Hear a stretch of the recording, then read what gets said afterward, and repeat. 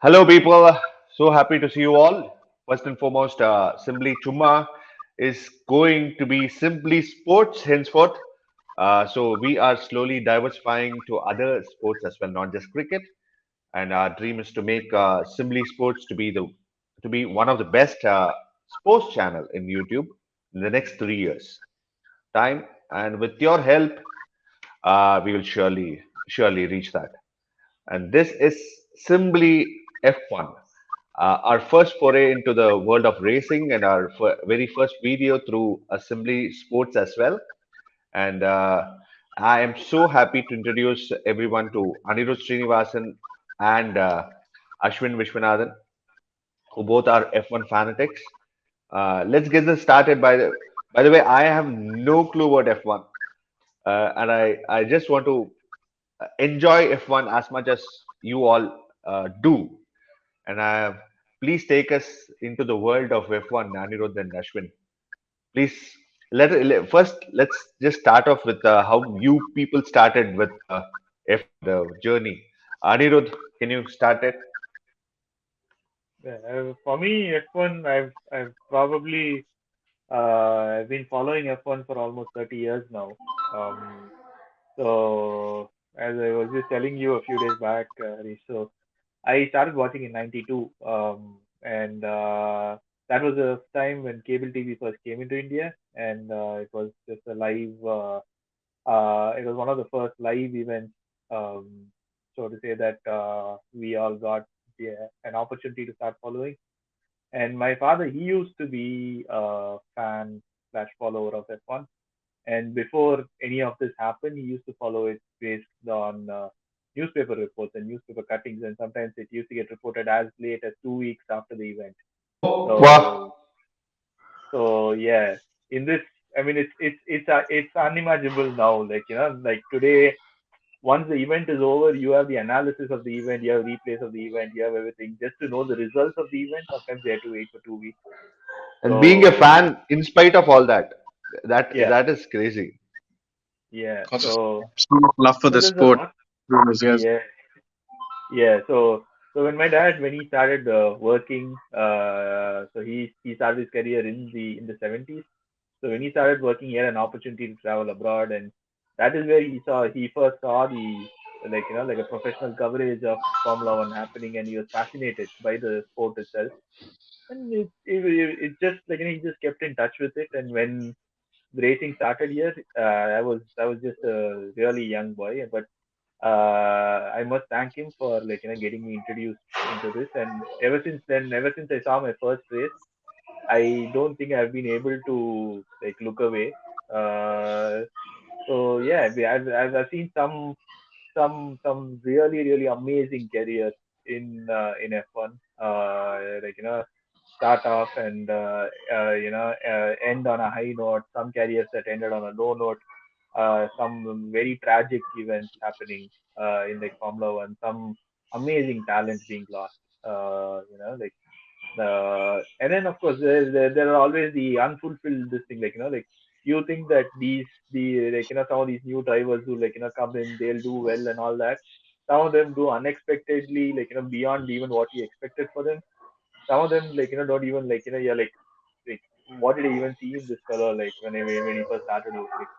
But yeah, I mean but I guess that's true of any sport.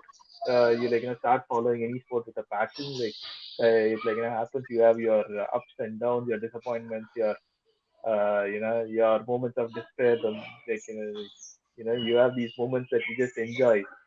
Like like there are and the passion is such that you just carry it forward, right? Like there's no reason to explain certain things. Why you support a driver beyond all these things? There is no real reason to explain it, right? Like and you see all these arguments going on, like who's the best driver ever in Formula One. I think it's one of the most overrated arguments ever, because how will you ever compare like what one Manuel Fangio did in the 50s and 60s versus what Jim Clark did versus what Sterling Moss did versus what Jackie Stewart did versus what Gilles Villeneuve did, what Niki Lauda did, what Ayrton Senna did, what Alan Prost did, what Schumacher did. How can you even compare all these people? Like They're all great in their own ways. What Hamilton is doing now, what Verstappen is going to do with his career. People in between, you had some great careers, some great people in between, like some legends of the sport who like won very little, but they don't stick in our memory for long. But it's but they're still legends of the sport because of the way they've driven, because of the way they've done it. They have huge fan followings because of that.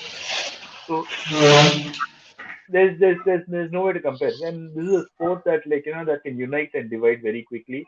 Like there's a room you support. Sometimes it's illogical the level of arguments that you will go into, only to realize after the arguments have reached a certain level that you're not sure what is the point. Again, it is like any other sport, and once you get into the details of it, then there's no looking back. It's like it is truly the pinnacle of motor racing. No, amazing. And Ashwin, how did you get into F1? Um, Mine was a fairly recent journey, probably not as extensive as 30 years as Anirudh has had. Mine started not too long ago with the 2019 season, the second half of the 2019 season specifically. I was with a friend who had also recently started watching the sport, and one evening it was the Silverstone race, and we just decided to sit in, watch the race, and that's how I got properly hooked onto it. And ever since then, I've been following the rest of the season as it unfolded. 2019, it has its ups and downs, a few memorable races in the second half. So that was very, very interesting. That was the first time I was seeing racing at such an extensive level that it grips you. I've seen shows on TV, on sports channels, a few here and there, but nothing that gripped me as well as Formula One had. And from that moment, I've just been hooked. So, end of the 2019 season, I wanted to know more, and that's when the Drive to Survive, the Netflix series, had also come out. So, a few of my friends suggested that that'll give me a good idea of the previous season and how we are, or where we are now with the 2019 season. I watched that. I loved it. The behind the scenes, what goes into making a Formula One race weekend, the unseen back end procedures and processes and uh, details that the teams get into to make the 2 hours what they are on a Sunday, and it was fascinating. I was so struck and so gripped by the sport that I've just been constantly into it. With the 2020 season, I've been following it ever since. So for me, the sport has brought something that is phenomenally interesting that I think we have seen with thanks to the Drive to Survive series, which has now reached a global scale. We have fans that have doubled, tripled in a few countries, and we have so many more people joining in, viewing the sport, so many more people wanting to understand the sport over the internet and talking to other people on forums, on social media. I've yeah, with also with what Anirudh said, the comparison that people get into with the drivers and who probably is the best. I think every era has its own great team and great driver that's come about. So with the hybrid, we saw it was Hamilton. Before that, for 3 4 years, it was Vettel, and it was probably from 2007, 2006 to 2012 where we had a few drivers exchanging championship each year. 2007, 2008, and then we had Jensen Button, Hamilton, so many more people. It's been brilliant to watch. I usually go back a few races, catch up some things that were before. And in the 2020 period where there was no races, when the entire world was in lockdown, and so was the world of Formula One, they did an F1 rewind program on their YouTube channel where they would relay the entire race, a particular race from a long time back that probably was very, very captivating. Was probably had enough of its drama and enough of racing that it made it worth it. So the 2005 Japanese Grand Prix with Kimi blasting down the last corner, overtaking to win the race from starting, I think it was 17th position, to the 2018 Monaco Grand Prix, Daniel Ricciardo's redemption. It was beautiful to watch all of that, and seeing some of the old races, it just made me love the sport even more.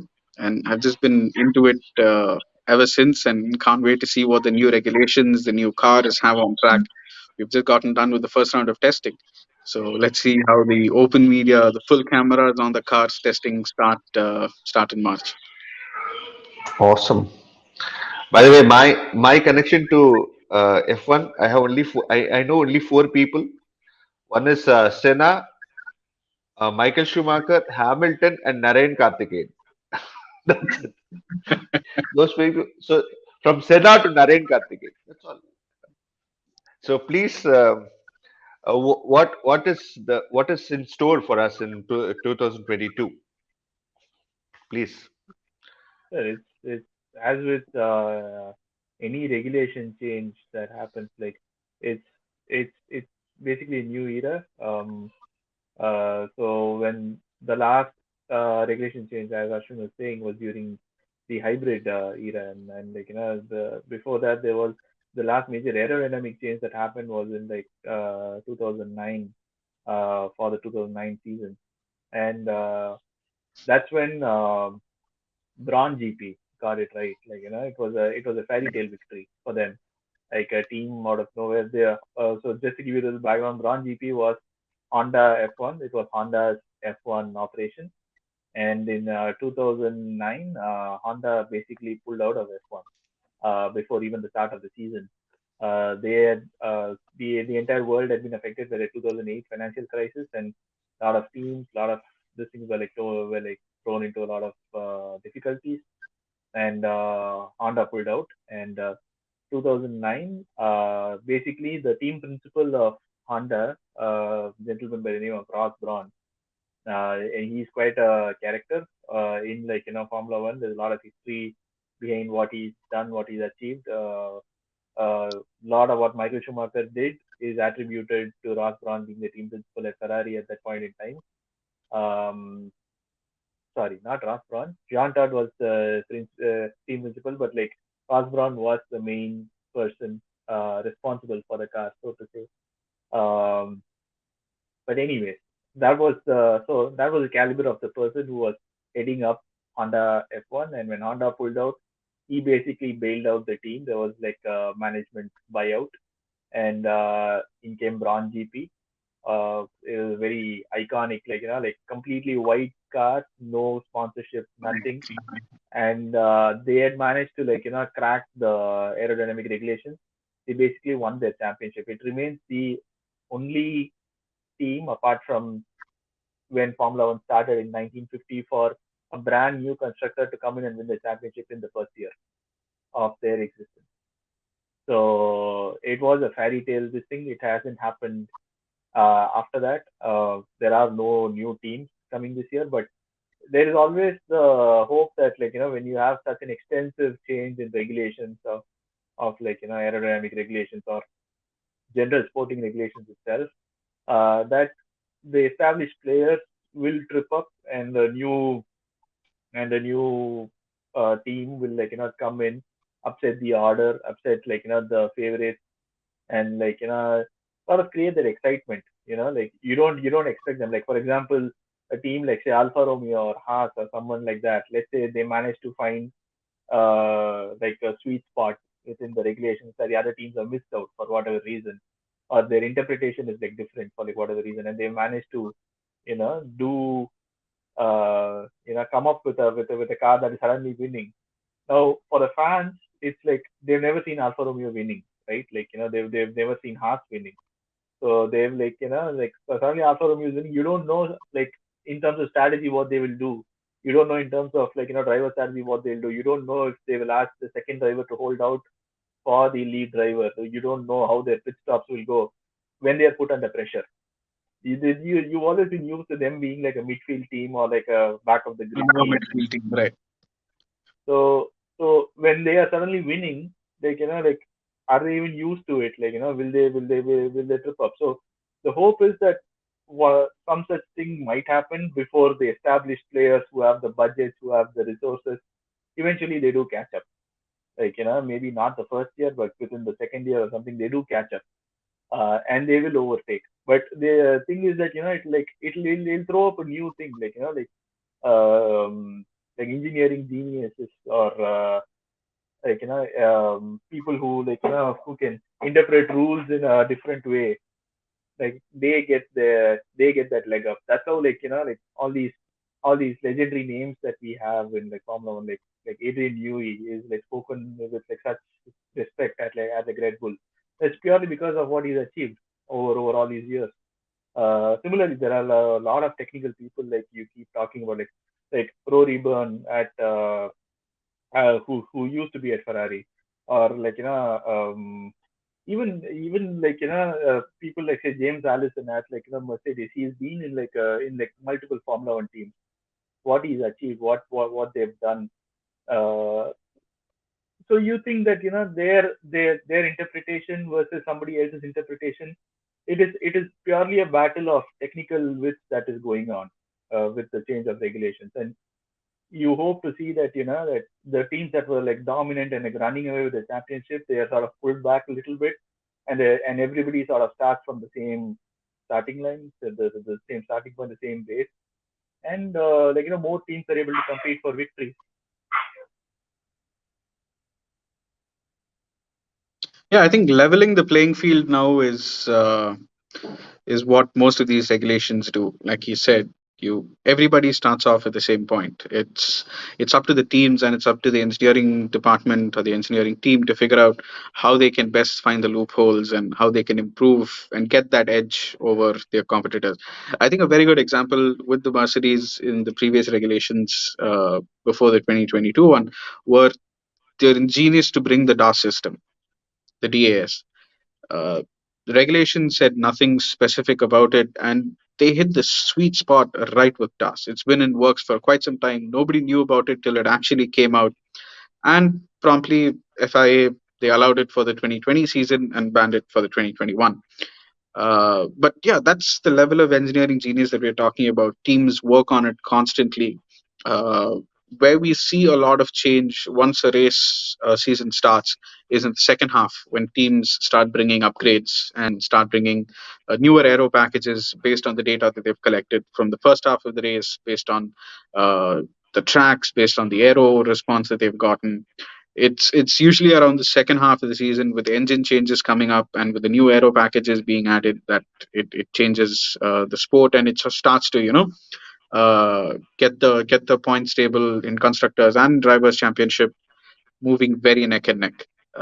Last season with Mercedes, I cannot forget that Brazil race where Hamilton blew past a 25 spot grid penalty and went on to win the race. I That image of or that video clip of him hunting down Lando Norris and making that dive into the first corner, that speed was phenomenal.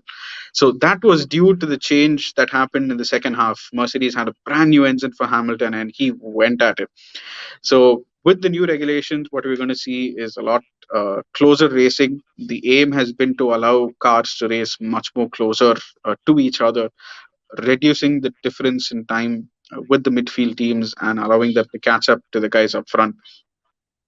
So yeah, it's a fantastic time that we have up ahead with the new season, waiting for teams to figure out or to see how the teams have adapted to the new regulations and what loopholes they have found, and hopefully we'll have, like Anirudh said, a different team that is able to that probably have interpreted the regulations or have found the right technical gaps to advance their car.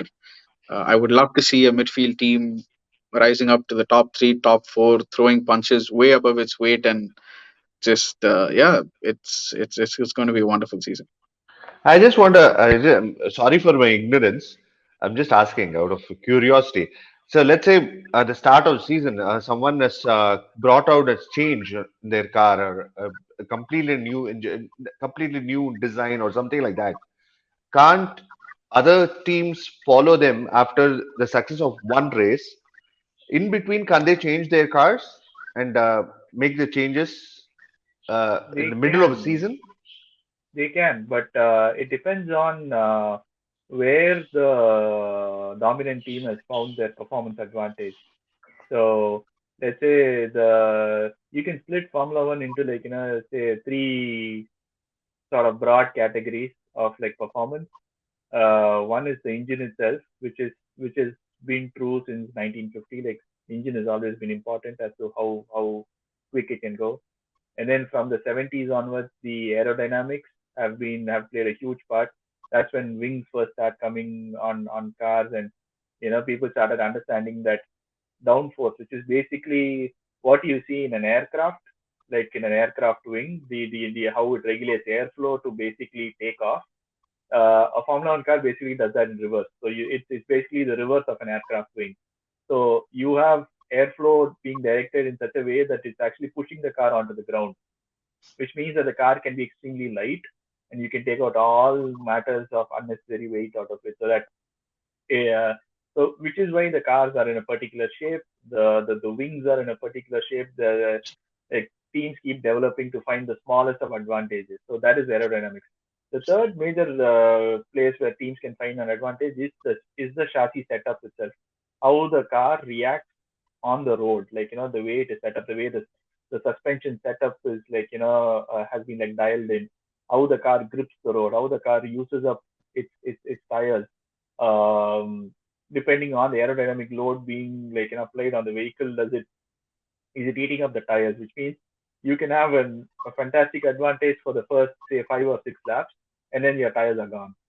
So so there's always like a sweet spot. If you like drive, if you basically draw a Venn diagram of this is your engine performance, this is your aerodynamic performance, this is your chassis performance. The intersection point of those three circles is the sweet spot, and all teams they generally try to like land their vehicle sometimes in between that. So sometimes you have dominant teams, like how Mercedes had the dominant engine at the start of the hybrid era, and they were like miles ahead of everybody else. Like literally, no other engine was even able to match up. So if other teams have to catch up and they have to like like come up with technology, it's going to cost them a lot of money. It's not easy. So it depends on how much budget they have. There are homologation rules at the starting of the season, which means that if you've homologated a particular engine in a particular way, you cannot change too many parameters on it. And these were all brought into control costs. So there was a time period where a team would run like a team of two cars would run through something like 10 or 12 engines in a weekend. Like just fitting one engine for practice, one engine for second practice, one engine for qualifying, one engine for race. And even if the engine blew up in the race, they would have a spare car ready for the driver to go to like take up and go.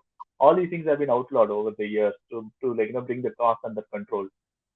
So homologation, which means that you can use only certain number of engines in a year. You can only use a certain number of gearboxes in a year, which means that apart from the cost angle, there is also regulation that is controlling how much development can happen.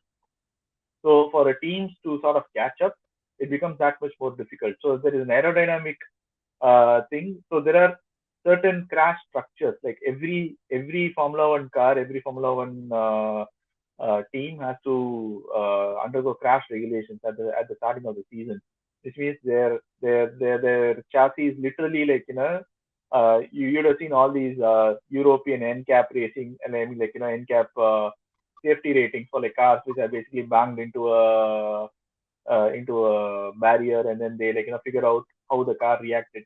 Same thing happens with Formula One cars as well. So they have like a hoop crash test, they have a sideways crash in impact, they have a frontal crash impact, and the car has to pass a certain number of points for it to like go beyond that. So they're making changes, and if it's going to affect the structure of the vehicle, they have to they have to rehomologate the car. Again, it means a lot more money. Sometimes they don't have the budget to do it.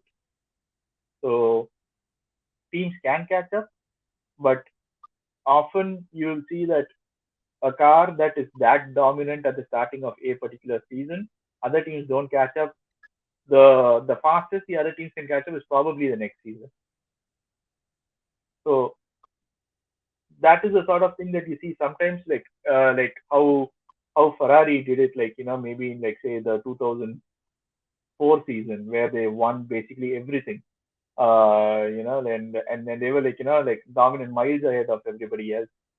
So those sort of magic bullets, if you want to call it that, how Mercedes has managed to do it in the last 3 4 years, how Red Bull managed to win quite a lot of races between 2010 to 2013, how they won like almost almost all races. So, like Vettel had a golden run of like 4 championships. So they all these people have, it's not very easy for other teams to catch up. Even when you have resources, even when you have engineering resources, there are budgets, there are regulations, there's a certain designed route that you go into. It's like, to give you a very simple sort of an analogy, if you build a cricket team today and you have a team that is built up for playing a proper test match cricket kind of a thing, and you ask the same team to go and play in a T20 championship, it's not going to work, right? You need those T20 specialists to come in. And yes, you can you can build a T20 team, but it's not going to happen just overnight. You need that 1 year of grooming people, of redoing, going back to the drawing board, coming up with new strategy, coming up with new techniques, finding those new players, and you build that team. So the same thing. It's like in any sport, the same thing. Teams have to catch up after that.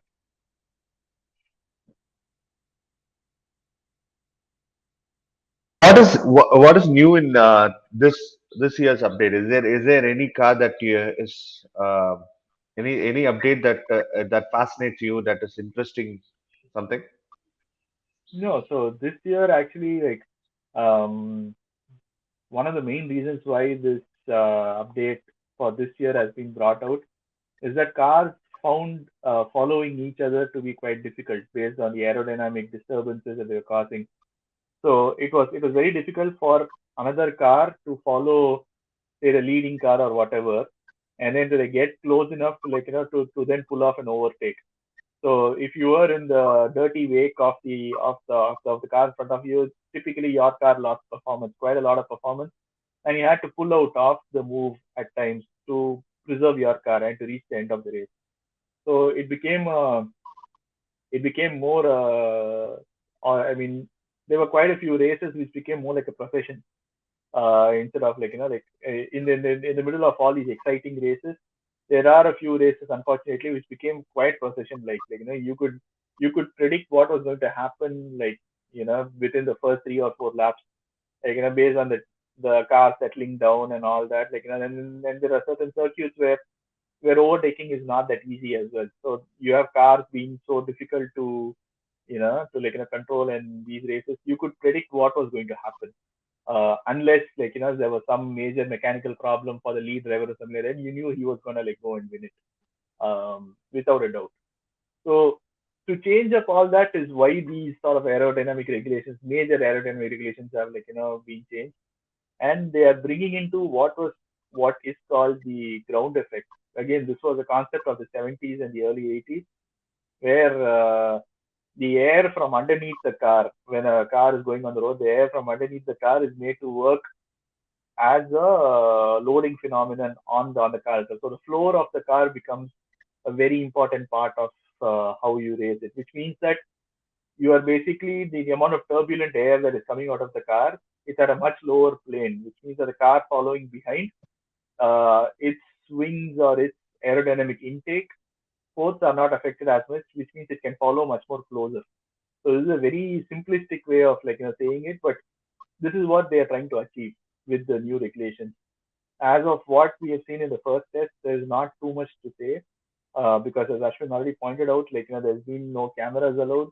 There's not too many videos. There's not too many these things from lap times. You can't say anything right now because there are 4 or 5 teams that have done a significant number of laps. Typically, you'll see that at the starting of every season, there's 1 or 2 teams that are able to pull out a large number of laps, and then you can make out that there are people who are struggling. But for this year, at least based on the timing screens, sorry, based on the timing screens and all that, uh, there does not seem to be a clear favorite at this moment. You can make, like you know, I mean, obviously, that Mercedes is trying to pull back some performance. Red Bull is trying to pull back some performance. McLaren and Ferrari are looking good this year. Williams has done quite a lot of laps this year. Williams is, again, it is quite a legendary team with a lot of history, and they've basically been backmarkers for the last 2 3 years, and which is quite sad. And I hope that they come up as well. Like something to do for them. They have two young drivers. Hopefully they can get to the front as well. But um, in all probability, when the first race starts, until the first practice session of the first race in Bahrain, we will not know the exact pecking order of how this season is and who has the fastest car. But hopefully, in the next testing that is coming up, we can have some more idea as to like okay, maybe this is what is going to happen, and let's see.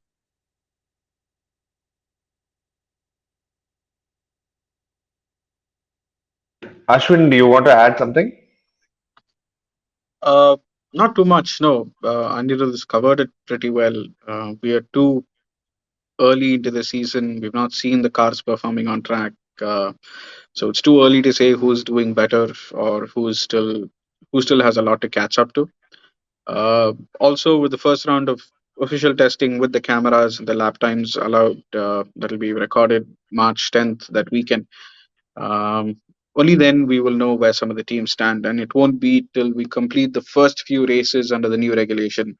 So you have Bahrain, which is a slightly high-speed track, and then the first few races you have Monaco that's coming up, which is a street circuit, which has traditionally not been a great overtaking circuit.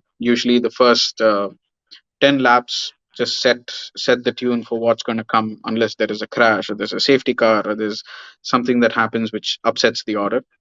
So till we have an idea of how all of these cars perform on these various tracks with the new regulations and how each team is able to follow the driver or each car is able to follow the car in front of it better, it'll be too quick to tell. Uh, and also, like he said, sandbagging will be a problem. All teams would want to uh, rein in or reduce their performance compared to what we are seeing on track. So there is always a possibility that there is a plus or minus 2 or 3 second at the most difference between what they show on testing versus what the car can actually do when it comes to race day on a Sunday. Testing rates, testing figures, testing timings are great. It gives us a good idea of where we stand. But till we complete the first few races of the season, we will not know who has done a very good job and who still can probably catch up. Williams, yes, they've put in quite a few number of laps. I think Daniel Ricciardo was second with 318 laps in total. So McLaren are putting in quite a few number of laps as well. The Ferrari is looking good. It'll be nice to see the Ferrari coming back again. They've had a pretty dull period for the past 2 years, uh, so it'll be lovely to see them come back. Yeah, that's where we stand right now. Hopefully, we'll have I more think the information. 2019 German Grand Prix basically, Yeah, I don't think they've recovered from that. yeah, no, I mean that engine, the 2019 Ferrari engine, though, that was what a masterpiece that was. I can still that image is ingrained in my mind when I see I think it was Vettel hunting down uh, Verstappen or Hamilton at the Red Bull Ring after the first corner, the second corner, just hunting the car down through that straight, following it so closely. Same with Spa also after Spa, the yes, Oro when Spa they're was on the back beautiful. straight. Like he just he That was just he just ran away with it. And again, yeah, at the end of the year, uh, I mean, this is what I hope that FIA doesn't do with with the investigations that they were talking about for like 2021. They actually published right, what their findings are, because in 2019 again they put a restriction on the Ferrari thing and they just called it an internal matter. Like we right, and the Ferrari performance just went off a cliff, right? Like it just yeah, you could and just nobody knew like like what sort of regulation they had put up. Other teams were not talking about it. Even in Drive to Survive, there was an you embargo couldn't on just brush it like under the carpet. Not too much information yeah, provided yeah. what it was. So hopefully And no, that but Ferrari also has those rights, right? Like they're the only team that has survived since 1950 till now in right, Formula One. So they have those special um, I mean like special things written into their contract itself where they can veto certain things from or right. certain information from happening, or certain regulations from happening. They don't use it as much as they used to, but yeah, it would be nice to see like a proper investigation report coming out from Formula One where they say that hey, this is what we did, this is what we saw. this is our result. But yeah, I have my doubts. Let's see. I I hope can it's not clearly high. Yeah, I can clearly say that I can clearly see that both of you are excited about something. I have no clue what that is. So whatever you whatever you just spoke about for the past 5 minutes, it was like you both are very excited. You were talking about something else. I have no clue what it is. I think I have to go brush up on this F1 Netflix show. Yeah, That's a that's that is a good starting point. Like for a lot of people who don't who haven't followed Formula One, who don't know too much about Formula One. Again, it's not as complicated as some people make it out to be. You just need to follow it for I mean, I keep telling people if you can learn to follow golf, see Formula One is way more easier than that, far easier than that. If you don't even need to have that level of patience. There's always something exciting happening. So yeah, it's of course my level of interest goes into like basically any motorsport event.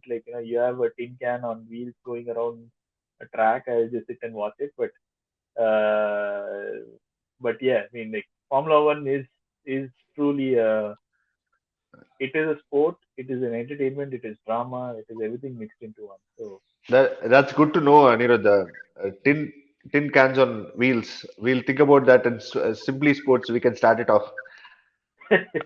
And I know yeah. that I have one viewer at least. You can add me to the list as well. I'm down. Oh, thanks, man. Finally, I knew that both of you haven't seen any of my videos in Simply Chumma. So at least in Simply Sports with yeah, Tin, I'm a Tin. subscriber, man. I know I you. get You people. notifications of when your videos come out. I Excuse me. watch it. I know Out that of you the people 10,000 subscribe. views that you have, one is definitely mine. I know that you people subscribe to my channel, but then you watch it. I mean, even my father-in-law, he has subscribed to it. My father has subscribed to it, but he ends up watching something else on YouTube, not just for the sake Maybe of he got yeah, you I've by then. subscribed. Yeah. Anyways, thank you so much, both of you. Uh, it was a great start to Simply F1, I guess. I have learned at least few things. I've noted down few things as well because half the people that Alfa Romeo, Adrian Huey, Rory Byrne, James Allison, I've written down all those names. I have to go and check out who those people are. What is DAS system? I Yeah. think I've written down everything. I'll just go and brush up on all those things, understand what it is, and hopefully by the next season, by the end of the season, at least I can say that I'm also an F1 fan. Let me see. Thank you so much for both of you for your time. And when is the first race? First race is in it's happening in Bahrain. It is that March 7th. I I don't think the have my calendar 25th next to me. weekend, Yeah, 25th that is 20th weekend. first practice on Friday. Okay. 26th is the third practice and quali, and 27th will be the first race. We have Yeah, the round of testing next weekend, March 10th. First proper testing where the cameras are allowed, where we can catch up on what all the teams have done, and we can actually see the cars going around on track and not just the Instagram posts of the teams or the F1 official page just posting snippets. This will be proper televised lap times and televised testing. So yeah, that's happening on the 10th, March 10th. It starts then, and the official race weekend starts on 25th March. 20, so 26, 27, right? 27th is Sunday. So maybe we 27th. can catch up on 28th Monday the same time. Monday 9 o'clock. Will that be fine with you people? yeah, works for me. Sounds about good. Yeah. Yep. Cool. So that we can have an entire month's recap of what the Yeah. previous race was and how it has unfolded, how the next race is headed towards, how the things are headed towards. I think we can have a much more clarity. Uh, Okay. Thank you so much, Absolutely. Ashwin, and thank you so much, Anirudh, for your valuable time. Anirudh, I think you've also been an intern in F1, no? If some with a Not company. no, not an intern. I did my project. So I did my master's degree in motorsports engineering and management from Cranfield University in UK, and I did my final project was with Silverstone Circuit. So that was the last major redesign happened. The arena portion of it that came in. Previously, the track used to go straight and would just go and join into uh, the race drivers complex, and from there it would just go up to the main straight. This was before the new pit complex was built and all that. They just changed the racetrack to have that new arena complex to go in. And yeah, my job was to um, take all the simulations, what the track designers had done, and see what were the commercial implications of that, in terms of advertising, because there were a couple of slow corners that added in, and it was a very interesting thing to look at in terms of when the cars slow down is when the logos on the car become visible, which means that is when advertising is Oh, actually visible. So the cars are actually going fast. On TV, it's visible all the time, but for people who are at the circuit, only when the car slows down is when the logos are visible. So right, right, right, right.